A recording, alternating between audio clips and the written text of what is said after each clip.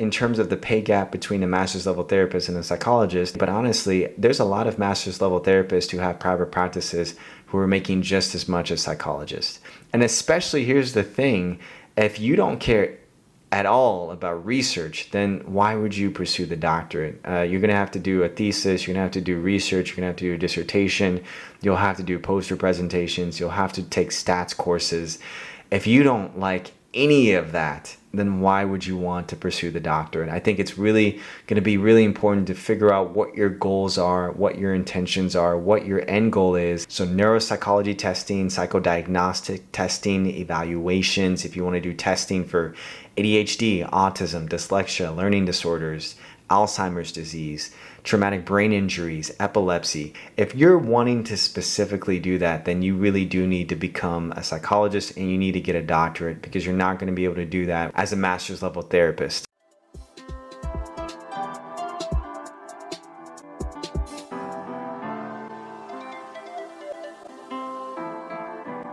What is going on, everyone? Welcome back to the channel. My name is Phil Sarpon. This is Phil's Guide to PsyD. This channel is dedicated to all things psychology, wellness, and graduate school. Today we are putting the ultimate debate to bed. We are talking about the master's versus the doctorate. And when I say a master's, I mean the licensed professional counseling, I mean licensed clinical social worker, or marriage and family therapist.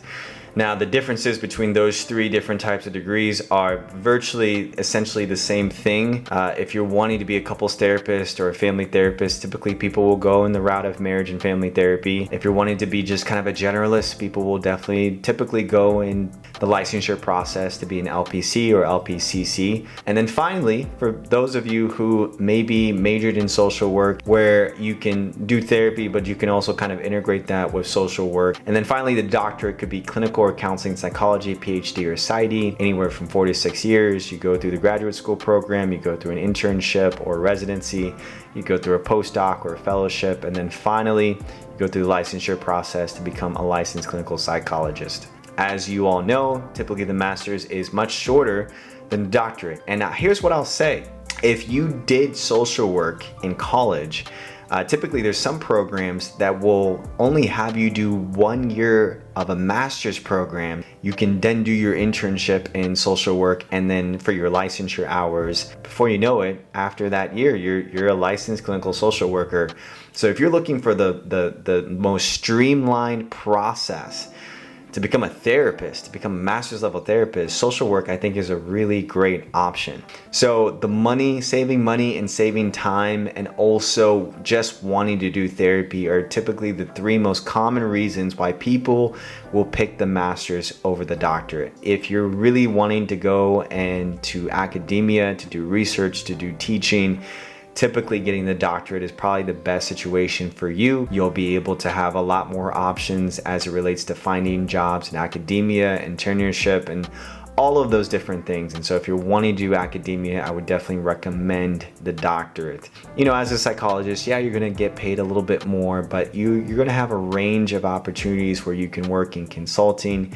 You can work, as I mentioned, in testing and evaluations. You can do therapy if you're wanting to do it. You can do research, you can do teaching. A few more options than the master's level therapist, and you'll have a little bit more opportunity to make more money. If you look at the doctorate and you look at the master's, you're gonna be spending way more time in school, which means that if you don't have the money up front to pay for student tuition, you're gonna be taking out loans, which means you're gonna be in debt. And the longer that you're in debt, the more interest that you're gonna have to pay on that debt, and the longer it's gonna take to actually pay off that debt.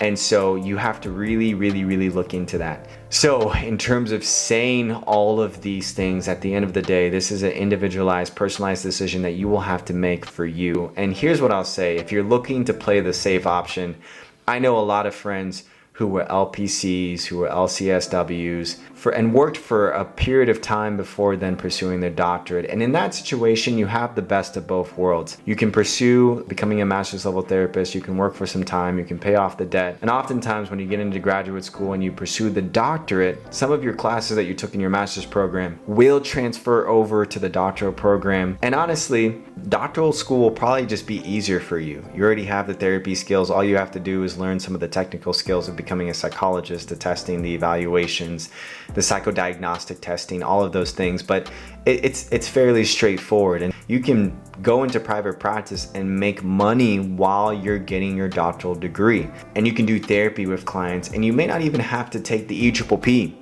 You could finish with your doctoral program, your internship, and you may not have to actually study for your licensure exam in the EPP because you still have your master's level license to do therapy.